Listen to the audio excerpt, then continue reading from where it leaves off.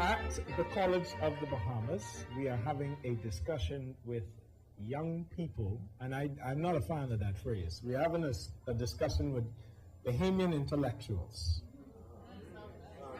supposedly, at the College of the Bahamas. That is yet to be proven. In this room, we will see how smart you are. I'm here with a panel of guests.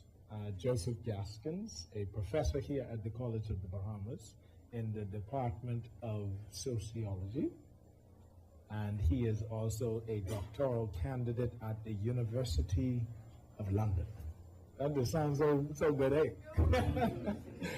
Oh boy, look at the British do something to us. And Miss, you got to give me all the information. What's your name? Nelson Smith. Nelson Smith, and you're a student at COB? Yes, I'm a student in biochemistry. Biochemistry, okay. So we're going to have this discussion, Joey Gaskins, Nelson Smith. We're talking about the gaming referendum. We want to know, this is going to be the first town hall meeting, and I don't like that phrase either. So this is a discussion forum. How about that? That works? Yeah. Okay. This is a discussion forum about the gaming referendum. And the reason why I'm at COB first is because, I said this before, but y'all work with me, this TV, you know what I mean? The reason why I'm here is because I want COB to set the tone of the discussion. Since the Prime Minister announced the date, December 3rd, there's been a lot of response. A lot of people saying it's too short. A lot of people saying it's too limited of a question. Some people saying finally. Some people saying I vote yes. Some people saying I am Christian. How could you? Some people saying, you know, all kinds of things. And I want that discussion to be held here at COB. So COB, for once, the young generation of Bahamians set the tone. And depending on how sensible y'all is, we are going to run this in heavy rotation so a lot of people could listen to this discussion and perhaps make up their minds based on what you guys say. So don't never tell nobody ever again that they don't listen to the young people. If you don't talk in here today, you ain't worth listening to. So you might as well just hang it up and go to your class and figure out whatever you're supposed to be learning, and then which obviously if you don't say nothing, can't be too much. So, y'all could respond to that, even though we don't do it now.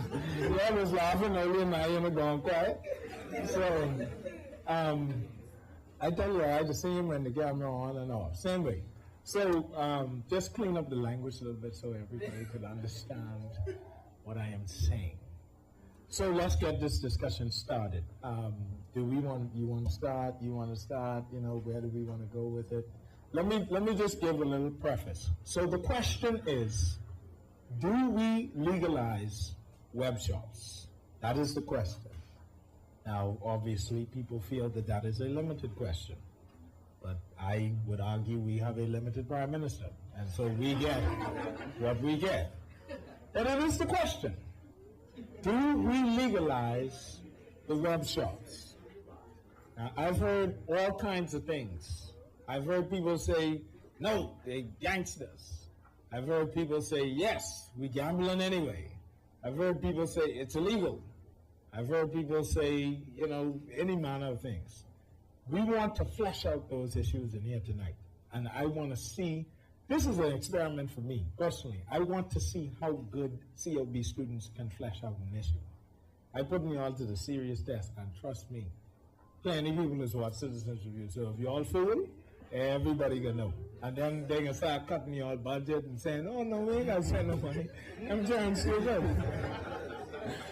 So that's the issue. Now, I am going to say this and say this so that every Bahamian gets this. This is not a PLP or an FNM or a DNA, wherever they are, discussion.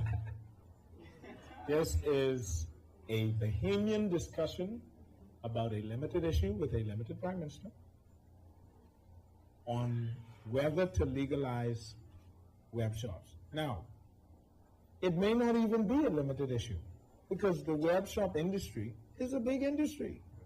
So that's plenty question. which is why we could have a whole forum. So he may not be as limited as we thought. The other thing I want to advance as an idea is that people have said that it's been rushed. This is a rare moment, so take pictures. I do not think it is fair to say that it has been rushed, because as lousy as the PLP and Perry Christie is, they did tell us that they were going to bring a referendum. They said they were going to do it before the end of the year. Now, he hold the date till Jesus comes. But he gave us a date, and he's having a referendum before the end of the year. Now, late again is something we usually associate with Perry Christie. So you get, Ronnie Butler has a song. If you walk too fast, you're crazy. If you walk too slow, you're lazy. It seems no matter what you do, people find and fault with you. If you dress up in your Sunday best, they say you think you're cute.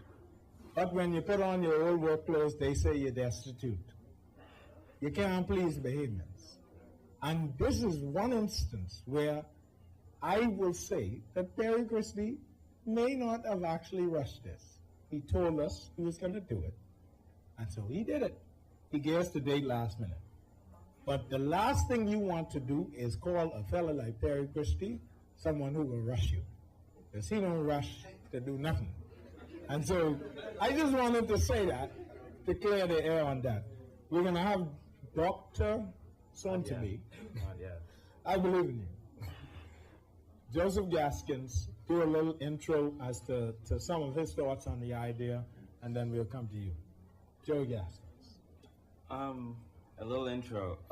So I hear the question that this is a limited question and it's been rushed. But I think by virtue of the question being so limited, it expands some of the real issues that we see playing out socially here at home. Mm-hmm. For me, one of the important things to kind of consider as we move forward in this is what does the limiting of this question say about this government's perspective on this issue? Okay. I also believe that there's a valid question that can be asked here, and that is, we know the history of how the legislation around the excluding of Bahamians from casino properties came about. Under the UBP government, there were special interests funding the UBP at the time. Certain UBP members of parliament were hired as consultants. Yep. They got $100,000 checks. Mm-hmm. They pushed this legislation through. And then we had casinos here at home, which Bahamians could not enter. Now we have to be very specific as well. This wasn't about every Bahamian not being able to enter these casinos. In fact, I think if the UBP government had it their way, certain Bahamians from certain parts of Nassau would be allowed into the casinos. But they couldn't very well say that all the people from Eastern Road can get into the casinos and all the people from Baintown can't. Right? So there is a real class and race history attached to this law. And for me, that is paramount, right? It's very, very important. But the other thing is this. I mean, there is also the issue of special interest funding in the consideration of this question as well. Mm-hmm. There's a dearth of information around this particular issue. Why is it that we're no longer considering the national lottery anymore? We are hearing that the UK consultants have decided that it's not feasible. Mm-hmm. But we also know that Bahamians spend on average $100 million a year in the Florida lotteries, and that Caribbean countries throughout the region have their own sets of lotteries with populations smaller than ours. Yes. So why is it now that we pull the question around the national lottery and that we're only considering the question around the web shops? I think a similar question can be asked about why is it that we're not getting the full question asked? Why is it that we're limited to not allowing Bahamians into casinos? Now, for me, that does not justify not voting yes on this, but it does justify, and perhaps this goes back to some of the conversation we were having before the camera started rolling, which is that we don't like to ask questions of our government officials. Yep, and when we do, we don't like to hold them accountable. Mm-hmm. So my point here is not that we should be saying no to this. In fact, this is an opportunity for us to ask our government, thank you for the question. Great that we can participate in this democratic forum. However, we would like to know why the question has been limited as such, why we have so little information on the issue, and also why is it that the people who get to speak the most about this stuff are people who don't know anything about gambling. And in this instance, I'm specifically talking about the Bahamas Christian Council. Oh, I love it. I love it. Why do they get the loudest microphone in the room when in actuality I think the church has a role in this. In fact, I believe that the church has a spiritual role in ensuring that its members don't go down the rabbit hole of gambling. But I do not think that the church should be involved campaigning against particular pieces of legislation. Yeah. Keep that in your house. If pastors are here in the Bahamas, can't say the scriptures on Sunday because they're afraid people are going to walk out of their churches to go play those numbers, John 3:16, everybody boxing 3:16, right? That seems to me to be a problem that needs to be dealt with in the church. And as a non-gambler, I've never played numbers in my life. I may in the future. Things getting tough. I'm a professor now or a lecturer now. We don't get paid much. I think I should not be limited because of your religious values, whatever they may be. In fact, in my opinion, it is your individual responsibility to uphold the traditions and responsibilities of your faith. I should not suffer, as some people would see it, I should not suffer because you believe it's wrong for me to gamble. That's like you telling me, because you're on a diet, I can't have a donut. That doesn't make any sense to me. So I think while the question is limited, and I know that there's a lot of uncertainty about how people are going to go forward voting, I think by virtue of that limitation, there's an opportunity here for us to have a serious, detailed, and critical conversation about how we do politics here at home. So hopefully we'll have the opportunity to do that today. Okay. All right. How you all feel about that? That's awesome. That was easy. I'm going home. Do we have any questions, comments, concerns, ideas about what he said so far? Yes. Okay, you said that that this would be something that would start a critical conversation in democracy, right? But you don't think that by them bringing forth this referendum that it's a start for it? For the conversation? Like it's a start for giving you rights to gamble in the casinos and doing all of those other stuff. Right. You mean like a first step? Right. Yes, a first step. So in kind of sociological or political conversations, we think of it as, what do you call it, incremental legislation. In other words, it opens the door to the possibility of there being another piece of legislation in the future that, can perhaps be different from this and much more inclusive. That's a possibility. In this case, anything is possible, right? The question for me, and this is the question that we have to ask our politicians, I think, is whether or not this is going to be the end, right? Because especially when you have special interest money involved, will they need to go any further than this? Is a question we should be asking our politicians. If, for example, the people who've helped to bring this about are satisfied at the end of the day that this piece of legislation is passed and the referendum has been won, what else is going to happen in the next 5, 10, 15 years that is going to encourage our governments to then take a further step in opening up the casinos to Bahamians? We know part of the reason why this referendum is coming up. We know that it has to do with money. We know that it has to do with deals that we may not be privy to as citizens of the Bahamas. The question is that kind of money and those kinds of deals going to be happening 5 or 10 years from now, as people are assuming they will be, when the political will or the political interest may not be there? So the question again is, what are we going to ask our politicians about when are we going to ask them whether or not this is an incremental law? And the other thing is, why do we need an incremental law on gambling? What is it? Okay, so are you saying to me now that as a Bahamian, I feel comfortable with you going into a web shop, but I do not yet feel comfortable with you going into a casino?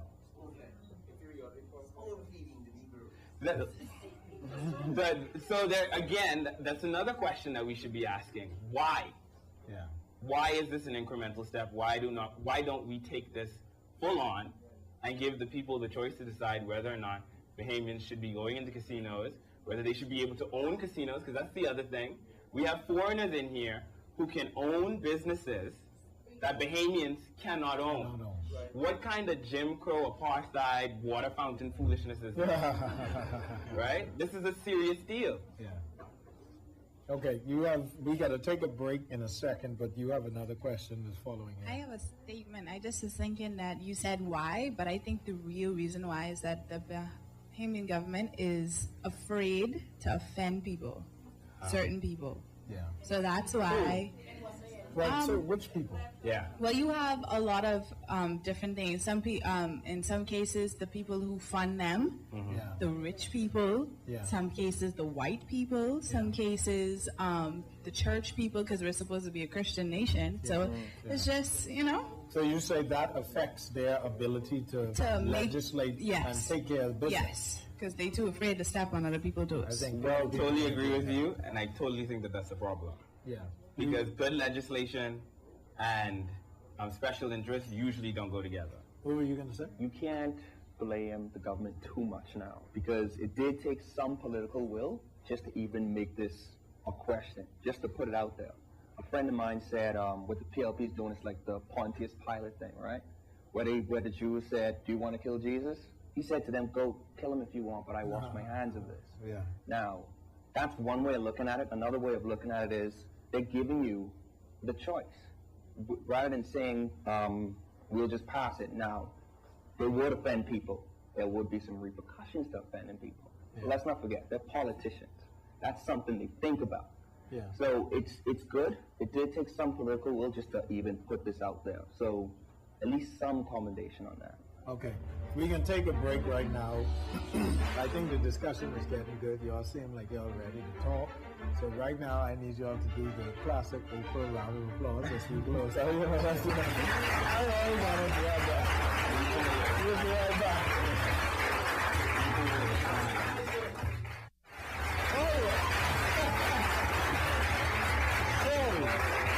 Oh yeah, y'all serious audience. Okay, so we're back on Citizens Review. Y'all heard the Oprah clock. This is a legitimate show. I hope y'all good for more than clapping. But we're back on Citizens Review. We're talking about gaming. This is a discussion. We are having this discussion because this is not a political issue, at least as far as we're concerned in here. We're talking about it as Bahamians. We're considering the ramifications. We're considering the yes, the no, and all of the ideas surrounding it. I have Joseph Gaskins, who's a professor here at COB, and he's a teacher in the Department of Sociology. And I have Nelson Smith, who is a biochemistry major. Y'all like, all right, remember that quick, right?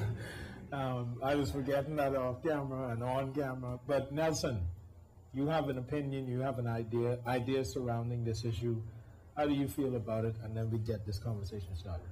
Well, mainly I feel it should be legalized. Okay. There are a lot of benefits to legalizing gambling, as well as some ideological reasons. Mm-hmm. You simply just don't want to just leave things, just a lot of things illegal. There's a certain amount of freedom a society should have. Okay. And freedom to gamble is one of those things. It's not a right, but allow people to do that. But one of my major issues with this referendum, one of the reasons I don't like it, is because it sets a precedent that whatever issue comes up in this country, if there's a hint of moral gray to it, we put it to referendum. Yeah. And I think that's a bad idea. We should have some leadership on certain issues. Amen. Certain laws should just be passed. Say that. That's my main issue. Okay. Any other thoughts on the idea? Any other thoughts on the idea? I agree with Professor Gaskin here. The Christian Council should not be involved in this. I heard I think it was a newspaper article that they're gonna campaign and tell the Bahamian people to vote no. Yeah. My response to that is you should write the law in a certain way, the referendum in a certain way. Write it. Would you like gambling web shops to stay illegal? And then people should just write no on it. Yeah. And that way it passes. That's interesting. There seems to be an aversion to the Christian Council. Is that a popular opinion in the room? Do a lot of people in the room feel like the Christian Council is a little overbearing? Yes. Yes. Ooh, what about no? No. No. Okay. So you have some questions. Let's talk to you. Let's see what you got. What's your name? You don't have to say your name, by the way. We could deal in anonymity on Citizens Review. But go ahead. All right. My statement is that we are a Christian nation. We believe in God. Yeah. If we believe in God, the Bible says that we all of our needs. So why is it that as a nation we have to legalize gambling, which will in fact take someone tithe, someone offering that can be deposited into church for their blessing? Yeah. So if they legalize it, then that means you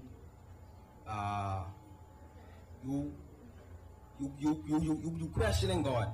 Okay. God, Okay. I don't believe in you. That means you can't do it for me. I gotta go to Percy's web or the web shop Yeah. for my blessing. For your blessing. I can't put my money in church because you say you can bless me if I put my money in church. I can't put my money in church for my blessings. I have to go to the web shop for my blessing. Okay. So is it that the government questioning God by?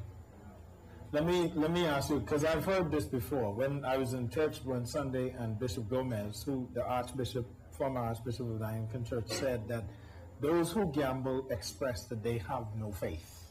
That's what you're saying. You're basically saying you giving Percy your faith instead of giving God your faith. But I have some questions about that, and maybe you could help me with that. So, for example, I feel I'm an entrepreneur. And I feel that when I go into business in the Bahamas, with the banking situation, with BEC, with BTC, with water and sewage, with just them, before I get past them, I have taken more risk and gambled with more of my financial existence than any person in the number house. How do you feel about my faith?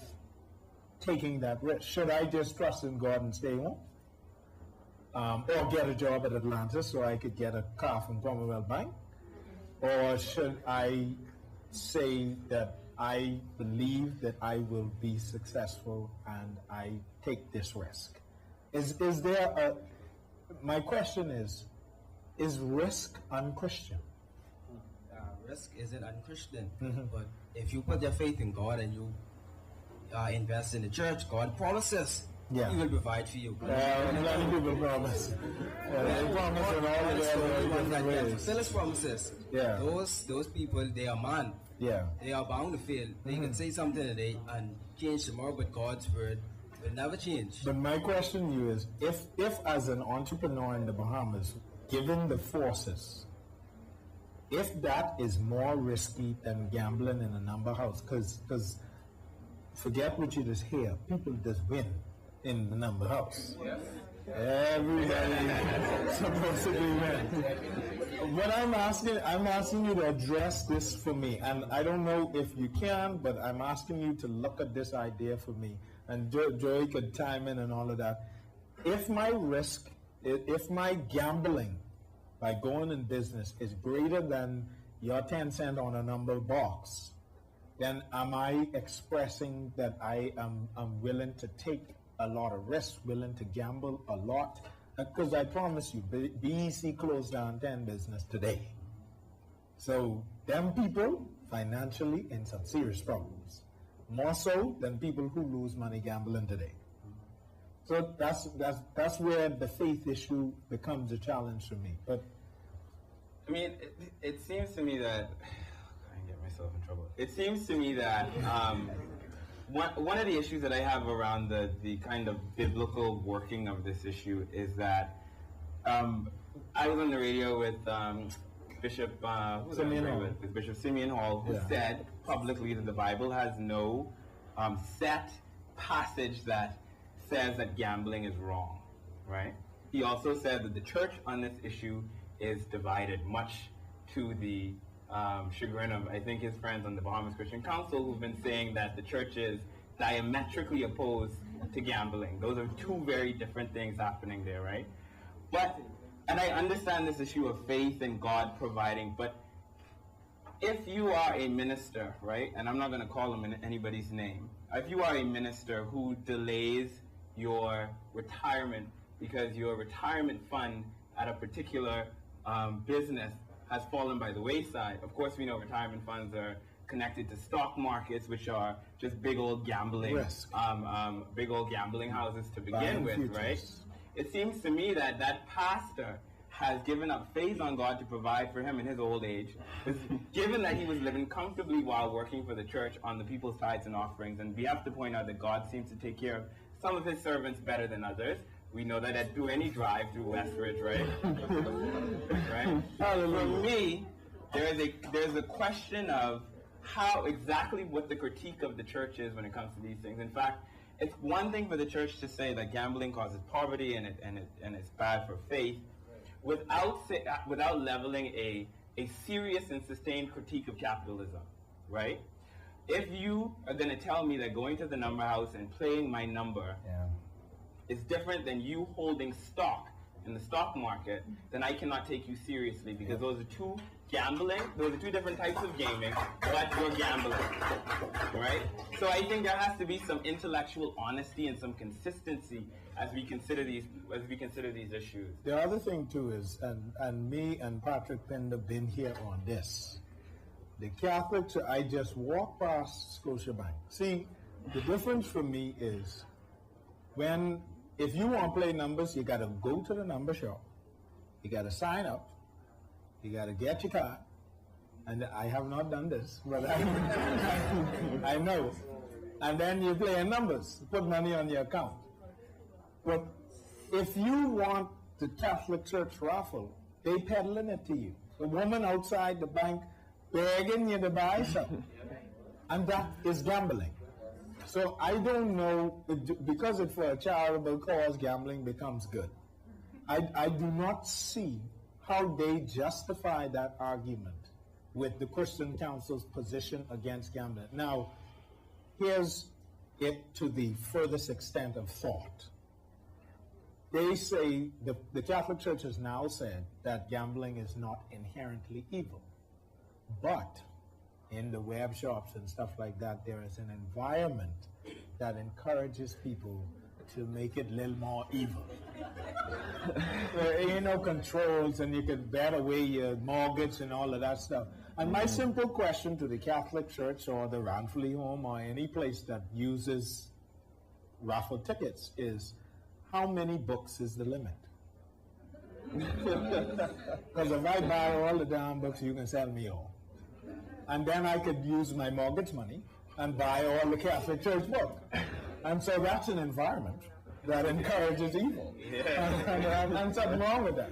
So if there is no reasonable Catholic Church response to you maybe buying too much books, which there isn't, they'll give you 10 books to start. That's plenty money.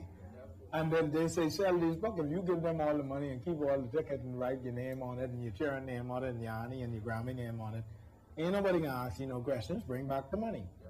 Okay, so then we gambling. Then we have environments that accommodate evil, and that's a problem for me. I don't see how the church makes that argument and then tells us we can't.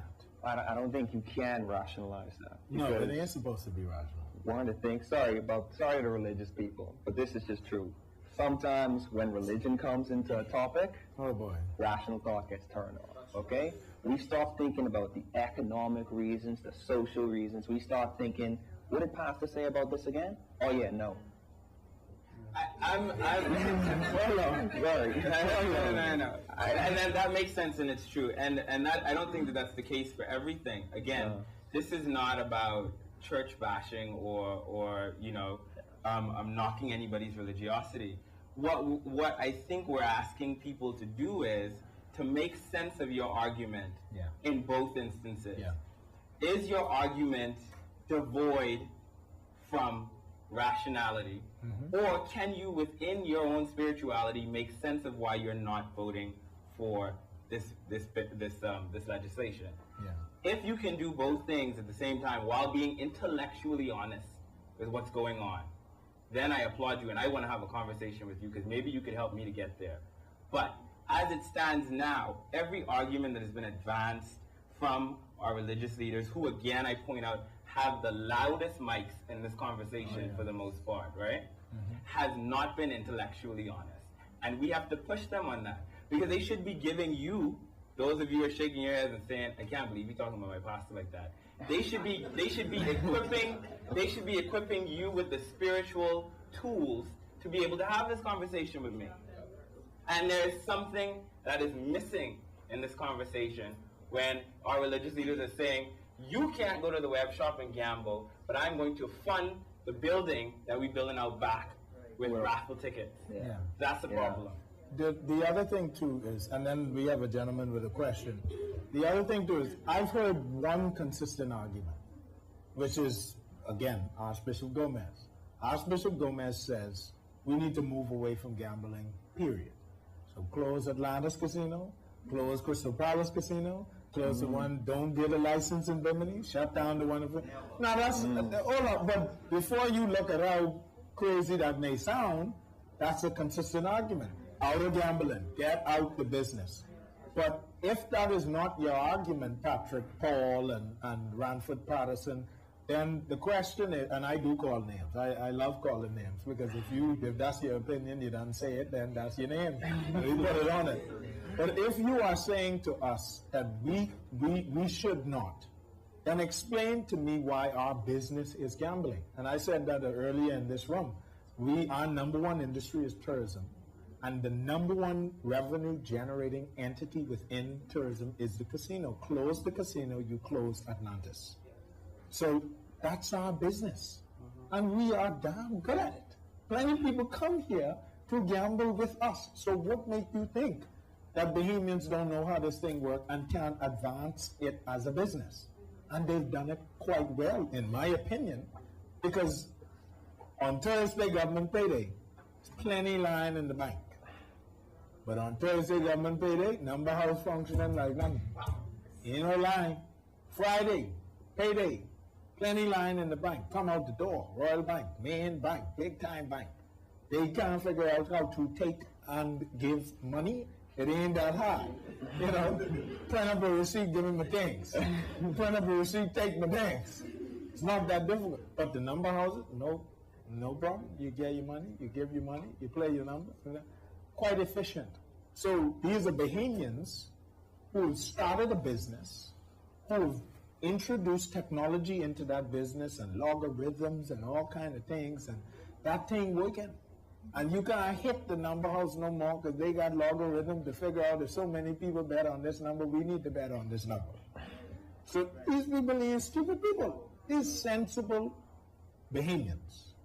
And I think the discussion has to deal with that before it becomes negative, because we got to deal with the idea that these are us. They are you. They are in the informal market, but they are you. You have a question. This is to touch on what my colleague has said earlier about the biblical side of why he believes gambling should not exist. Yeah. There's a story in the Bible that talks about the talents. About the talents, there's 10 talents, and there was 5 talents, and then there was a guy that had 1 talent. Yeah. And with the talents, what they were told to do was to go there and find ways to use their talents to gain more of these talents. And there was one guy who hold on to his 1 talent. And hold on to his 1 talent, it was a gamble for him because he was supposed to take that risk with the 1 talent he had to go there and embrace it and to get more of what the one he had. Yeah. But because he didn't take the risk, the gamble, that he remained with that 1 talent. So that in itself is the Bible telling you that you have to take that risk, which is gambling, to go there. Oh boy, the Bible said gamble.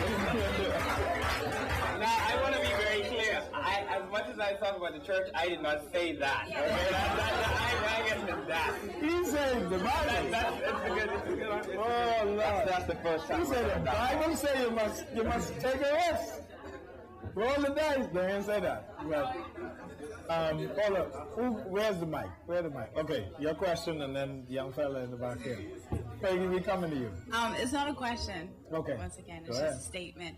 He said that by the church saying, by you voting for the referendum, that's giving you right to give away your offering and all of that stuff. Yeah.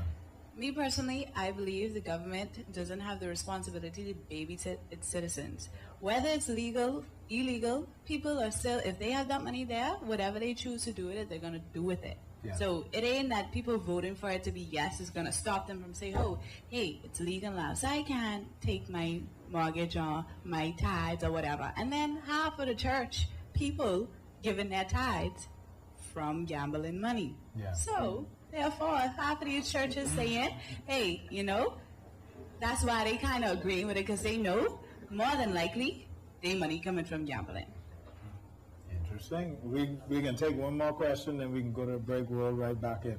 One more. Sorry. I only had a statement. What's your statement? Come on. Acting like you could get me back, but the thing is, first of all, in terms of legalizing it, right, you say no, right, but let's not forget that God himself gave man freedom, understand? And the pastors, they try to take it away, because God, when you get back to the tree of good and evil, right, man had a choice whether or not they're going to do what they had to do, understand? He didn't force no one. He had the power to put us in a position where we have to make certain choices. Dogs got to bark, cats got to, but we have that freedom of choice. If God gave us, if God gave that to us, why should the pastors, who's supposed to be the servants of God, trying to take that away?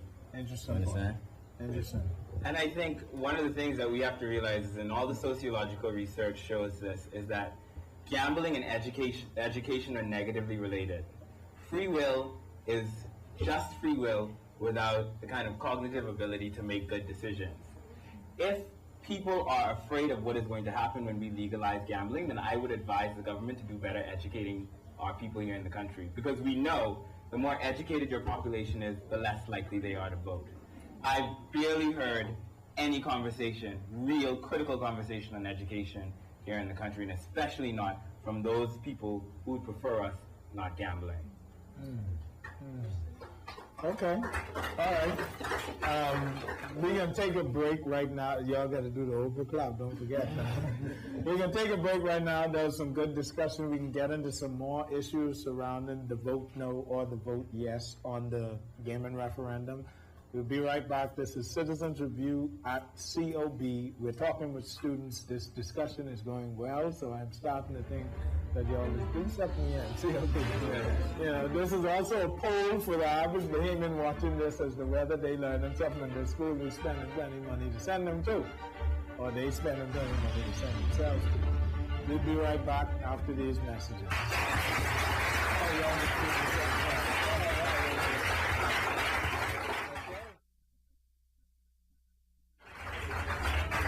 Okay, this is Citizen Review. We are here at COB's in the, I can't remember the name of this library, but this is a new library.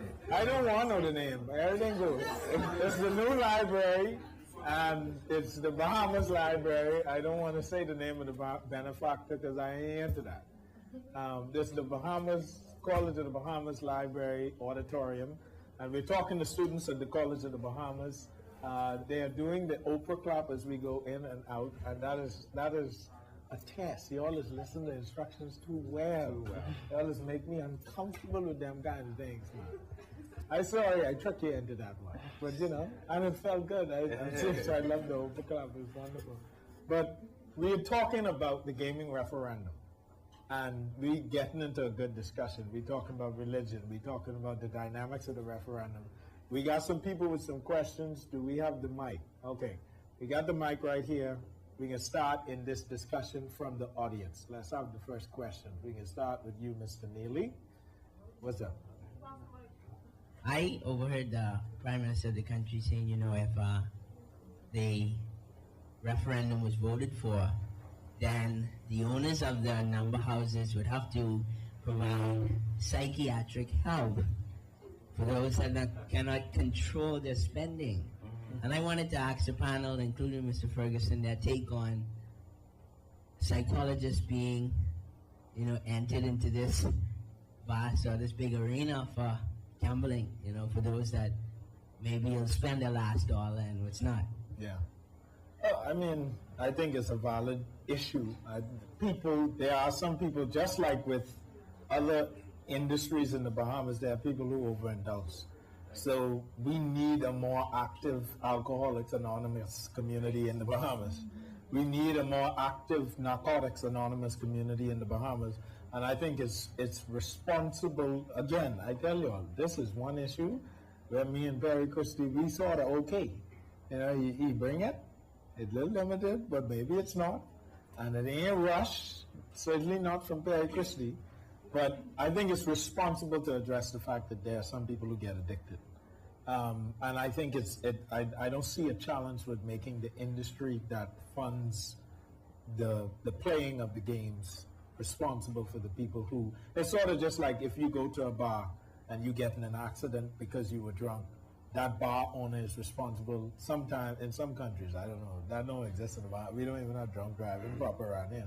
But that bar owner is responsible if he lets you walk out, he or she lets you walk out with the keys. So I think it's a good idea. Each population averages about 1.6 to 1.8 problem gamblers, right? So those are the people who gamble to the point of no return, where they, you know, it differs from population. Australia, for example, I think is at 2.3% problem gamblers. Yeah. But I think one of the important things that we have to realize, and this is a word that we haven't used yet in this conversation, that's regulation, right?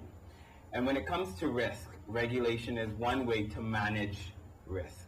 The government regulates a lot of dangerous behavior we do on a day-to-day basis. Something as simple as driving a car, which in some countries is considered a weapon, right? Government regulates it by issuing licenses, checking to make sure the car has brakes and everything is done properly. And so when you go on the road, they've managed the risk to such an extent that they reduce the amount of trouble you can cause in that. I think one of the things that we have to be thinking about is that here in the Bahamas, people are gambling. And I believe that we should give the government the power to manage the risk around gambling better. I think we should give the government the opportunity to structure law, to structure policy, and to create institutions around the risk of gambling. It's kind of the same thing with abstinence-only education, right? If your government policy is abstinence-only education, then it's likely that necessary structures won't be in place to provide people with contraception. Because as far as they're concerned, government policy is focused on making sure you don't have sex at all. But when we move the government forward and we say abstinence only is great, but we also need to provide contraception for those people who are not going to be abstinence only, then we realize that the government allows itself to fund programming and create the necessary structures to ensure that people who want to get contraception have that available. So I think one of the things we have to think about is regulation and what that gives the government the power to do when it comes to this industry and how it can help protect us as citizens. Okay. Next question. We got this fella and then guy in the back. Good afternoon. We can hear you. I have a statement basically that the fact that I feel disrespected as a Bahamian, that I'm playing a second-class citizen in my own country. The foreigners coming inside my country that have been allowed to gamble over the PI bridge for years and years and years. Yeah. And it takes a new prime minister to come in and not make the decision that I can gamble, but just throw it to the country and ask whether or not we want to gamble. When illegal gambling has been going on in the country and they've been turning a blind eye to it for years and years and years. And your point becomes clear when, for example, Perry Christie and his wife and Oprah walks through the casino and Oprah could stop and gamble and Perry Christie, the prime minister, would get locked up. I mean, it's sort of like, this getting stupid now. This ain't making much sense, The fellow in the back, he has a comment. There's one thing I think we can all agree on is that there is a sense of this being discriminatory and just plain and simple not making sense. It just don't make sense. You bring your friend here to show them the Bahamas. And when you walk through the casino because you're going to the nightclub, you got to put your hand to the side. And as a Bahamian, I would be a little nervous when I'm in the casino. I just don't want to look at people in the eye. I was as brazen as I am, I would be like, ain't nobody can lock me up in here because they're looking for a reason to lock me up. So it's unsettling. There is an element to it that does not make sense, and it's discriminatory. And I think, I don't care if you're Christian, if you're whatever, you agree with that. It discriminates against Bahamians. And the argument that a lot of people are advancing is, at least this is the first step towards backing off of that discrimination. You have a question? Yes. Well, two things. One, I wanted to also emphasize on what Jaskin said about the government regulating. Personally, I believe that the government regulates what it wants to regulate. Yeah. And that they like to, I don't know, set aside some distractions. But like personally, I don't believe religion and politics should mix at all. Majority of the time, when you hear anything dealing with what the Bahamians want to do or can do or anything, the first choice to say is, oh, well, God said, or in Psalm chapter so and so and so, they said not to do this, so we ain't gonna do that. All Bahamians ain't gonna do that. Personally, I believe not every Bahamian, 300,000 plus Bahamians are Christian. Not saying that I'm not Christian, but saying that if we're supposed to be a free country and a Christian country, everyone should have their own right to say what they want to say and do what they want to do. Yeah. Personally. Okay. If this referendum, sorry, you were finished? Yeah. All right. If this referendum is passed, this is just one more example of Bahamians voting against their own rights. Okay? You could think gambling's wrong. Well, don't gamble. Just don't, you and your people just decide not to gamble. Yeah. But for you to vote against your own right to gamble, then you gotta have something wrong with your head. Look, I forget how long it was ago, with the marital rape referendum. I think I was in Well, the discussion Barbados or of whatever. marital rape. Yeah, this discussion. Yeah. I was actually embarrassed that to hear that the Bahamian people voted against their own rights. Yeah. Like, how does that even enter your mind to say, I don't even want the ability to sue or to bring charges against a man who raped me, be it your husband or not? Yeah. How does it even enter your mind to say, I don't even want to be able to go into a web shop? Yeah. To me, that's just silly. And the other thing too is that I think, and I'm hearing it a lot in this room, is it's like freedom of choice and give me the ability to choose. And I think it's important that Bahamians understand too that if we vote no, there has been a guarantee from the Prime Minister. Now, I don't take much of his guarantees. That had to come, man. You shouldn't take much of his guarantees. But I think urban renewal 3.0 will be to shut them gambling houses down. Because it'll look good, you know. You get little politics out of it, and people say, oh, Christy tough on crime now. You know, and they're aware of these things. But what I'm saying is, what will be the repercussions of that? The first repercussion to me is that some Bahamians get put out of business. I don't care what you say about them. There's us. The second repercussion for me is that the figure that I keep hearing is that there are 3,000 people, 3,000 jobs that are put at risk. And people say, oh, well, we can gamble anyway. Well, how long it can take before Perry them finish, you know, running the police around the place? And listen, remember, this is the same government that had like 8 cabinet ministers standing up in front of our abandoned house saying we find one gun in it. They fool enough to run around the place closing down the house.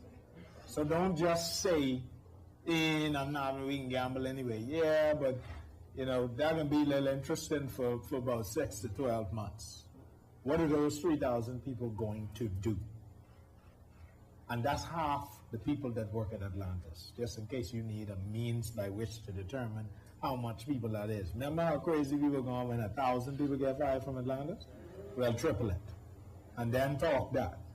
And then Grandma and Grandpa and Annie and Uncle who are building in the Grove and all of that, all them rent, there's numbers everywhere. All them rent, gone. All them mortgage they're getting paid, Scotia Bank and Royal Bank think they see mortgage default. So there are a lot of repercussions. I think it is unfair as Bahamians to be insensitive to the fact that there are repercussions to saying no. Now, are there repercussions to saying yes? Sure. Because I've heard moral arguments, I've heard arguments about the fact that we are empowering a small group of people. I've heard a lot of different arguments, but there are some repercussions that we are very familiar with saying no. So don't play like you can just say no and hold your little protest and get finished. No, your cousin can be out of a job. Your auntie them ain't gonna be able to pay the mortgage. Things can ripple. That's a lot of people. 3,000 people, that's more than Sandals employs in the Bahamas. That's more than work at the Kingdom. That's all the police. We only have 2,700 police. That's 3,000 employees. So digest that before you just say, oh no, man, no, man, I ain't into that. And I think the other thing is, I can't remember, Obi Wilshcombe said in 2006 in a news article that Bahamians spend anywhere between $1.8 and $2 million a week on games of chance. Yeah. 1.8 to $2 million a week. Now the options are this, right? Because I don't want anybody to think that, I don't know what closing down the web shops are going to look like. Is that going to be the revoking of their business licenses? Because they are operating with business licenses, right? I don't know what this is going to look like. But what I do know is that with Bahamians spending $1.8 to $2 million a week, and I think that that's a rough estimate, give or take a few 100,000, we have the option of pushing gambling further into the dark by saying no, into that dark alley where it really becomes an issue of true organized crime that's infecting the police force and all these things, and we know that this is happening now. But you start to shut down these places and you'll really see it happen. There's that. Or there's an opportunity for us to take a fraction of that $1.8 to $2 million that we're spending anyway and funnel that into the kind of educational programs that we need that can put these guys out of business to begin with. Yeah. We can educate Bahamians to a point where they know that gambling is probably not a good idea. Yeah. Or where at the very least they know that they should do it every once in a while. Yeah. Professor Gass. Yeah. All right. That's a question. The concept that we are all speaking about right now is one factor. Somebody ain't been doing their job. If somebody was doing their job, right, then you wouldn't have a problem with saying, my church members, why you all gambling? I'm trying to stop my church members from gambling. One other factor. What about all the people who, so-called, if we have so many hundreds of thousands of people in the Bahamas, right? Some are Christian, some are Muslim, some are Jews. In Israel, which is the land that Jesus lived and Jesus come from, there's gambling. I'm not trying to be the moral police for any church or any government or even putting the question forward, right? But listen to this. People say it's organized crime or whatever, right? What happens if the man says, let me get 100,000 iPads and laptops, and you'll close the building down, right? And we'll gamble inside homes. We'll make sure put extra money to make people come in and want to gamble with us. No church, no government can morally police the minds of the people. Yeah. And money has no morals. Money spends with the good, the bad, and the ugly. Anybody, you need it. Okay, the reality we need to get out of our little so-called secure little boxes and safe worlds and realize in other places where we play around, people are fighting for their freedoms with weapons. This is a small issue, you know. Yeah, real freedoms. This is a small issue. But the day will come when there will be people who are willing to take the chance of doing things where their backs are against the wall. And so-called everybody who's being pontiff and sits up top and say, do this and do that and do this and do that. You ever ask them about their skeletons, if they have one? Yeah. You ever wondered what they do? But they want to be the police of the people. Governments too, you know, you have to be careful because I tell everybody this is a subterfuge. This is as one would say, you look this way and we're doing something else. Next year, they're going to have oil drilling in the Bahamas, and I've always been saying this. As we speak right now, there's a vessel that's on the way to Cuba. It's going to be 20 miles away from the Bahamas. This is the issue that everybody's not been saying for the last 2 years. That is the main issue. This gambling issue is just subterfuge. One of the things that you said that I want us to discuss is the legality of the issue. And we talked about this earlier. I get very uncomfortable when rums of people of African descent, black people, and it's not a race issue. I'm just saying when people who come from a descendancy that once were not even considered persons by law say things like legal, and it was illegal or illegal and illegal. I think the first consideration of a community with that kind of heritage should be, let's consider whether or not this law makes sense or is just. And I think if we come from a position where the common understanding in this room is that it is a discriminatory law, then inherently it don't make no sense keep talking about whether or not it is legal. That's really not the issue anymore, because if it discriminates against a Bahamian citizen, it got to be unjust for it to be illegal. So I just think we have to come from that position. We just use that legal. Yeah, but it's illegal, right? Yeah, but I hear you. But did that make sense in the first place? Because our very freedom to express ourselves, to be citizens, to have passports, was yielded from someone or some group of people who questioned the legal nature or the legality or the justness of a law. So let's question it. Did it make sense for this thing to be illegal in the first place? I just think people you got to think about that. You can't just say it's illegal. What does that mean? Anyway, let's take a break right now.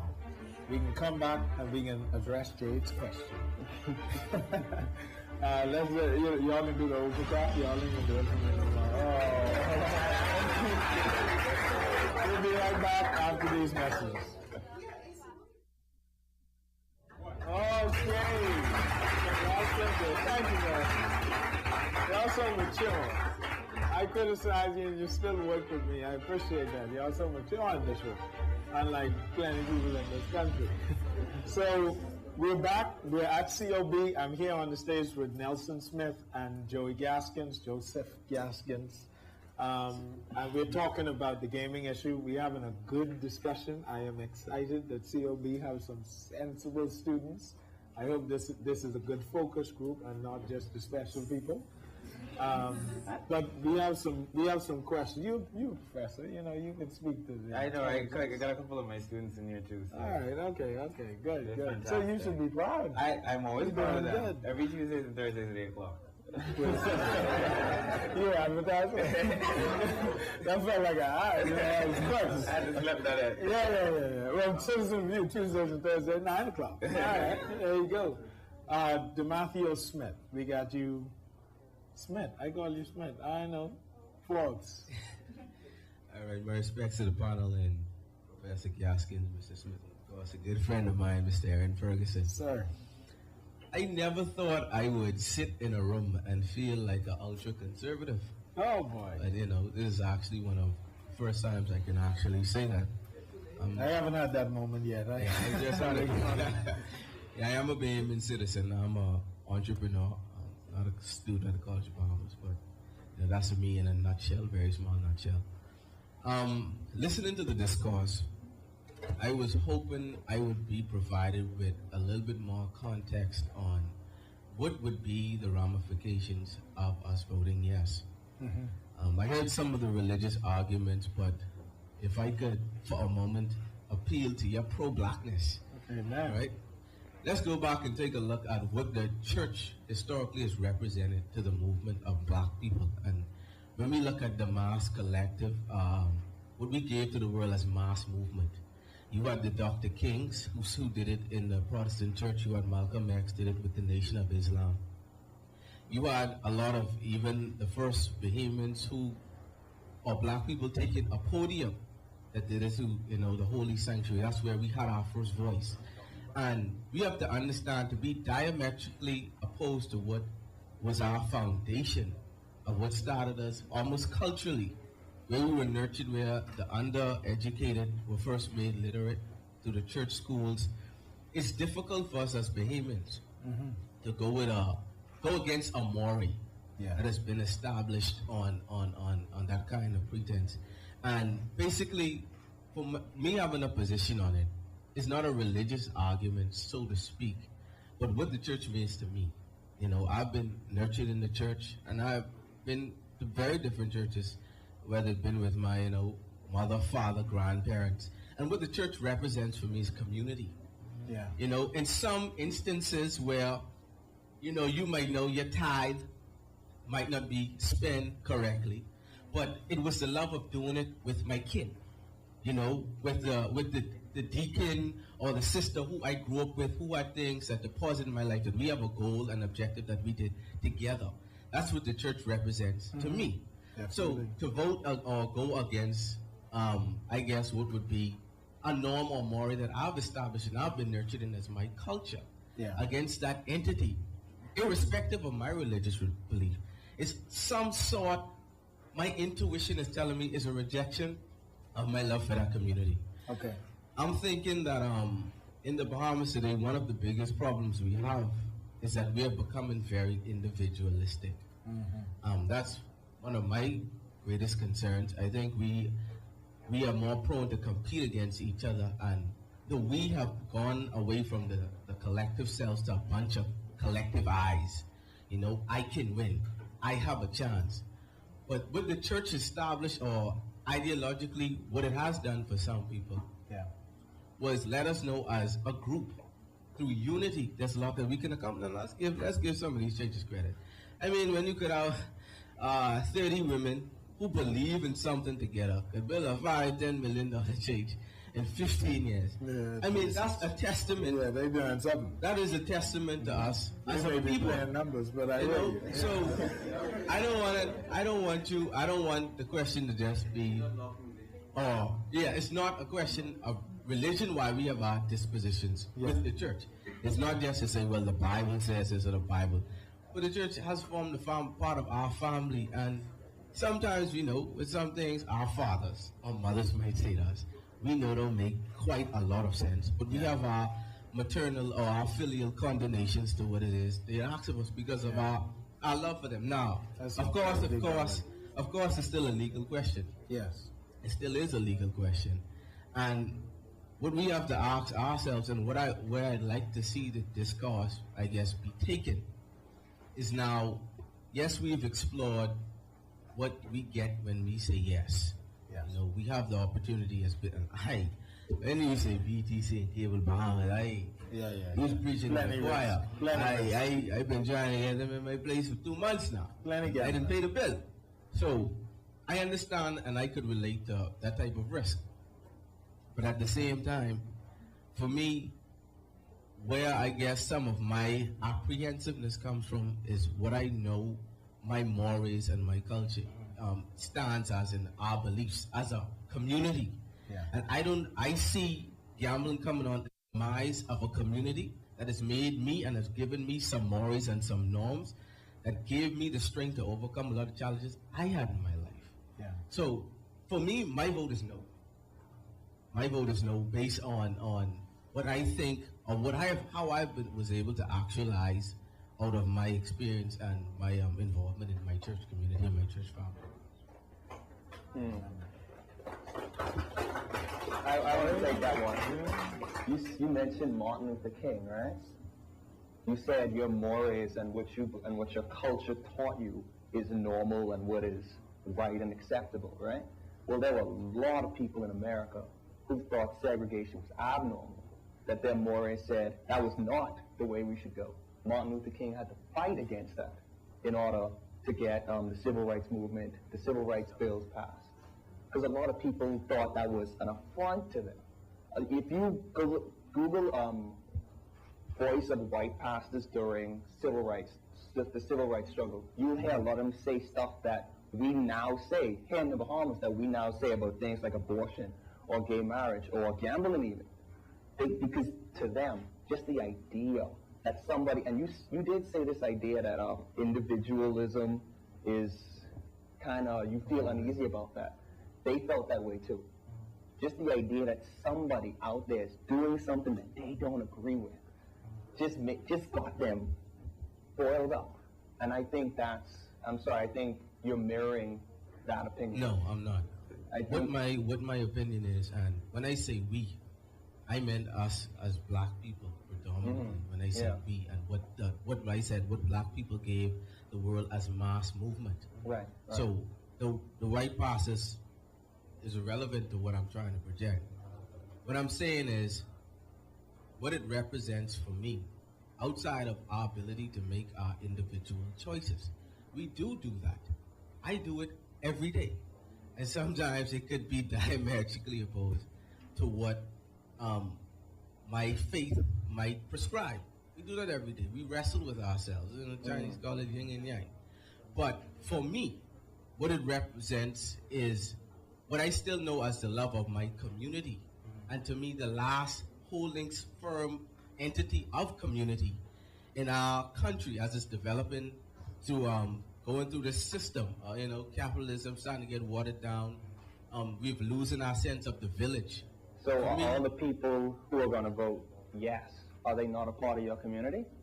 But that's the question I'm asking. You're saying your community is telling you to vote no, but what about the members here who want to vote yes? Are they not a part of your community? So now you have to decide who your community is. Are you just going along with the people who just agree with you? Is that who your community is? The people who disagree with you, they can just be brushed aside. Their opinions do not matter. But see, of course, when we go to make an electorate decision, it is an individual decision, irrespective of what other people think. If I think my vote should be no, it is irrespective of what I think your right should be. It is an individual decision.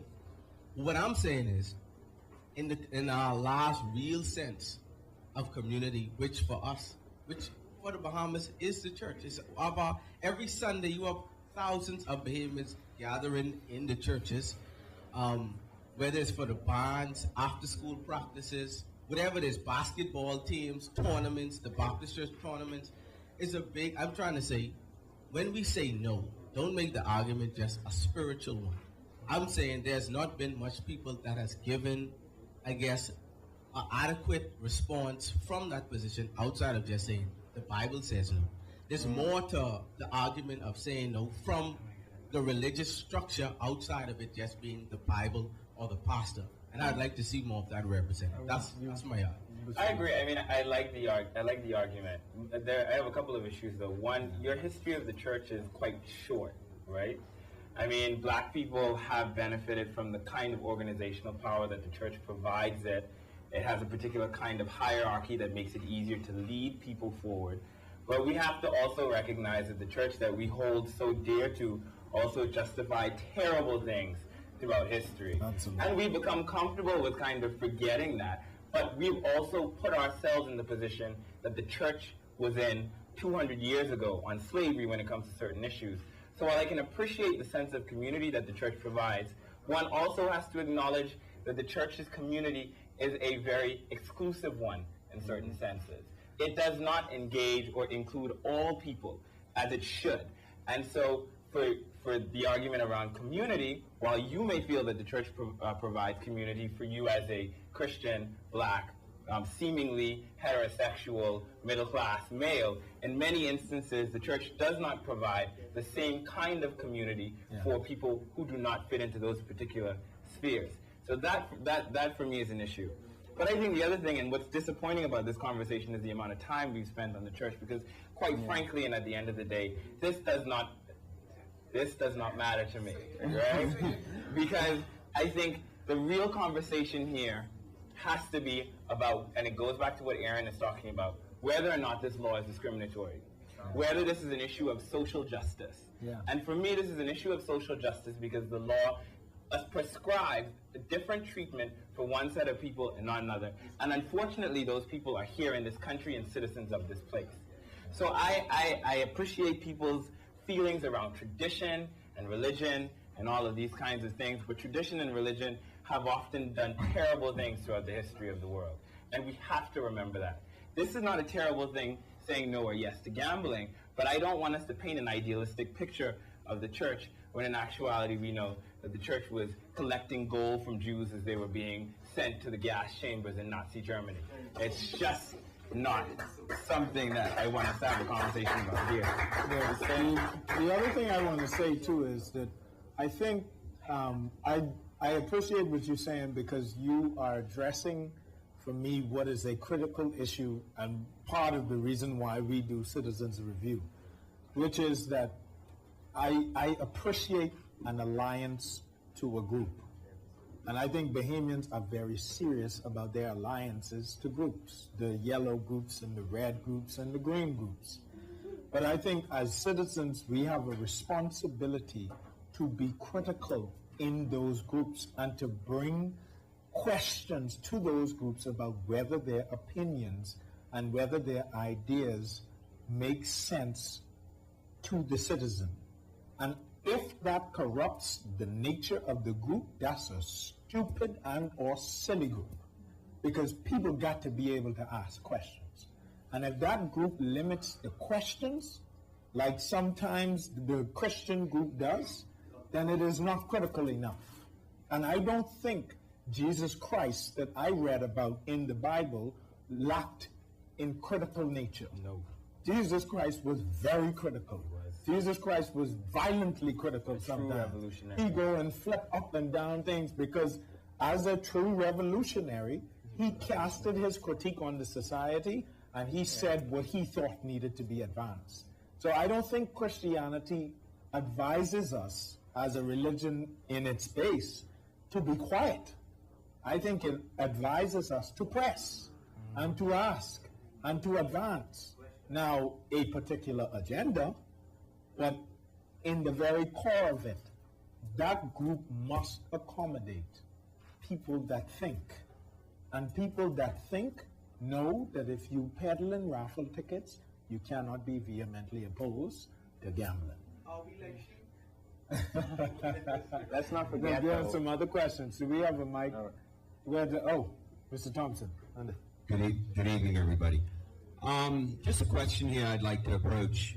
The National Lottery, where you, as you all have said, you've talked a lot about the Christian movement, the Christian Council, what's going on. Do you realize, and most of us in here, it's illegal for us to gamble in the Bahamas? That means number houses, dog tracks, horse tracks, whatever it may be. Whatever it may be. Why are we not looking at that? This government should have presented before us. Is it gambling or not? Not number houses, not about the number houses. That should have been addressed in the National Lottery. Where the Bahamas benefits, the whole Bahamas benefits, not just that select special group that owns the number houses, whoever they may be. I know of one, Flowers. I will call his name on air. But I ask that, why was that not approached as a national lottery, where that could have been used in our education system, our infrastructure, whatever it may be, similar to what Florida does? We have to look at this as deeper. PI. I'm white. I've heard a lot of things of, Good to know. But I will say this. I am Bahamian first. But I cannot go over to PI and go in the casino nowadays. You could pass. Nowadays. You could pass. Nowadays and gamble. Yeah. I cannot. I have done it in the past, but my face is too well known over there now. Oh, so you know you can pass. But here it is. I am now a second-class citizen in my own country. Yeah. In the U.S., you can go into Atlantic City as an American. You can go into Newark in New Jersey. Right, you could go right to Miami to the Indian to the Indian reservation, and you can gamble. But me as a Bahamian going over there, you don't hear me saying, "Why are all these Americans in here?" Yeah. But here in the Bahamas, we're second class. I think that's the approach we need to be looking at. Why are they not addressing the real issue of gambling? The number houses, you know what? Gambling's going to happen in the Bahamas as long as we are around. Yeah. Now, what do we do to curtail it and to move this country forward to either we legalize it to where me and you, Aaron, could open up a local gambling house where locals could come in and gamble if they want, or any other Bahamian would want to do that, or a foreigner as a partner, whatever it may be, but to where we have a say, and right now we don't. They don't need us to vote on this. They can pass this in the House right now. Yeah. Yep. But that's the disappointing part, is not being a national lottery to where the Bahamas benefits. Yeah. Thank you. Mr. Martin has a question. Ms. Ferguson has a question. Let's get the mic to them. I had two comments. One on what you said about 3,000 people losing their jobs. Yeah. I've heard the argument made lots of times that the reason our crime rate is so high is because of unemployment. Yeah. How do we as Bahamians justify kicking 3,000 people onto the unemployment line? Boy. And then if we see a spike in crime, we're all going to say, why is the crime so bad? Didn't we blame it on unemployment in the first place? So how can we go and vote no in this referendum and then justify making 3,000 people unemployed? And my second point was concerning the community, and again linking it to what you said.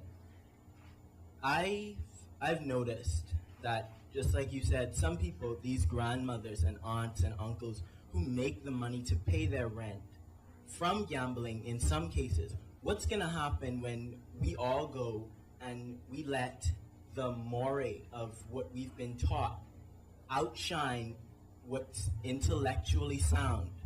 When we go there and we vote no because, the Bible tells us, which it doesn't specifically say, the Bible, or what we learn as Christians, says we shouldn't support gambling. When we do that and there's a mother or a grandmother or an aunt who can't pay her rent, how many of the pastors, not calling names, that are sitting comfortably are going to actually make an effort to help these people who have no means at all now to keep themselves sustained? That's my issue. The answer is no. They won't. They don't do it now. It's not going to happen. We call those rhetorical questions. My name is... Really quick. We got to work it quick. I'm a student of COB. I went to Holland College in Canada. I vote yes for gambling. I think that, I know that gambling has always been a part of Bahamian history, from the dog tracks to now. It just changes to a different shape. Yeah. Right? If you look at the casino in Freeport, and when it closed down, look how much people lost their jobs. And look how dead Freeport have become now that it's closed. When I was in Canada, I talked to someone in Canada, and they asked me now, even when I go back there, they asked me, is the casino still open? And why is it that they want to close, that people are now saying that they want to close gambling in the Bahamas when it's always been a part of our history? Yeah. And that when the carnival comes over and they even and odd, over and under, Yeah. the police stands right there and watch us. Even young kids come there and they throw the little dice or whatever. All kind of money. And they watch us play. Is it that gambling is for that it only makes sense when foreigners make money off of it? Yeah. And that it's a valid question. When foreigners make money and that we can't benefit from it because why? Our skin color? Yeah. Or is it because we're Bahamian? Yeah. It does appear, and that's why I think one of the common places that we've come to is that whether we like it or not, Christian or not, believe in it or not, don't like the question or not, we know that there is discrimination going on here, because the only time gambling is not questioned is when the church do it or when some foreigners doing it. And there's some challenges there. But ladies and gentlemen, we've had a discussion. This is COB at the auditorium in the library. I have been stimulated by this discussion. Congratulations. I think they're doing something with our money, Bahamas. So thank you all very much. Joey Gaskins, thank you for the discussion. Nelson Smith, thank you very much. I appreciate y'all coming. Thank you for watching. This has been Citizens Review at the College of the Bahamas. We are what blessed. And the best we shall return. So you might as well say what you got to say before you dare. That's all. Thank you.